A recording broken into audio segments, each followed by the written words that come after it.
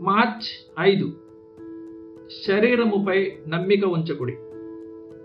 మనము నిర్మింపబడిన రీతి ఆయనకు తెలిసే ఉన్నది. మనము మంటివారమని ఆయన జ్ఞాపకం చేసుకొనుచున్నాడు. కీర్తన 103:14. నీవు ఎవరివైనప్పటికీ తిరిగి జన్మించే వరకు నీవు అల్పమైన పుట్టుక గలవాడివే.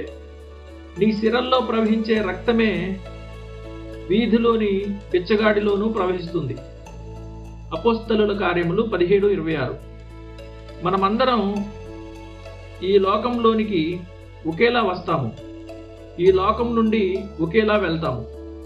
ఎవరూ కూడా శ్రేష్టమైన మట్టితో చేయబడలేదు, ఎవరు పవిత్రమైన ధూళిగా మారిపోరు. శరీరధారుల స్వభావం ఇంత అల్పమైనప్పుడు ఏ మనిషి మీదైనా నమ్మకం ఉంచడం ఎందుకు? అధికారులను నమ్మవద్దు. రాజులు తమ కిరీటాలను తాము కాపాడుకోలేరు, ఆఖరికి తమ ప్రాణాలను కూడా నిలుపుకోలేరు. జ్ఞానులను నమ్మవద్దు.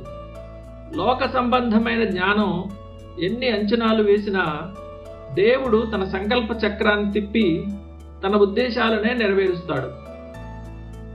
ఆధ్యాత్మిక నాయకులను అతిగా నమ్మవద్దు. వారు కూడా శరీరధారులే.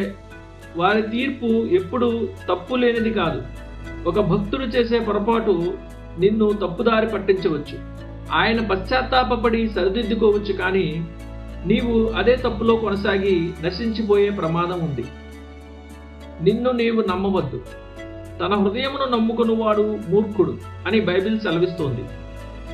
మనం శరీరాన్ని ఎలాగైతే నమ్మకూడదో అలాగే శరీరధారులకు భయపడకూడదు. మానవ శరీరం అనేది క్షీణించిపోయే ఒక తుప్పు పట్టిన పాత్ర వంటిదని గ్రహించండి. రాజైన దావీదు ఇదే తీర్మానం చేసుకున్నాడు. నేను భయపడను, శరీరధారులు నన్నేమి చేయగలరు? కీర్తన 54:8. నీవు నిజమైన క్రైస్తవుడివైతే భయపడాల్సిన పని లేదు. నీవు నీ జీవితాన్ని ఇప్పటికే క్రీస్తుకు సమర్పించుకున్నావు కాబట్టి ఇక కోల్పోవడానికి ఏమీ లేదు. దేవుడు శ్రమలు లేకుండా చేస్తానని వాగ్దానం చేయలేదు, కానీ నీవు పొందే ప్రతి నష్టానికి 100 అంతల ప్రతిఫలాన్ని ఇస్తానని మాట ఇచ్చాడు. మానవుడు వట్టి బలహీనమైన శరీరం మాత్రమేనా? మన పరలోకపు తండ్రికి అది తెలుసు. అందుకే ఆయన మన బలహీనతలకు తగిన ఏర్పాట్లు చేశాడు. నీవు బాధ్యతల భారంతో లేదా శోధనల ఒత్తిడితో అలసిపోయినప్పుడు ఒక తల్లి తన బిడ్డ దగ్గరకు పరుగున వచ్చినట్లు దేవుడు నీ చెంతకు వస్తాడు. ఆయన తన పరిశుద్ధాత్మ శ్వాసతో నిన్ను ఉజ్జీవింపజేసి నీ ఆత్మను చావనీయకుండా కాపాడతాడు. నేటి ముఖ్య ఆలోచన: మనుష్యుల మీద కానీ నీ స్వశక్తి మీద కానీ ఆధారపడడం మానేసి నీ బలహీనతను ఎరిగిన దేవునిపై ఆనుకో.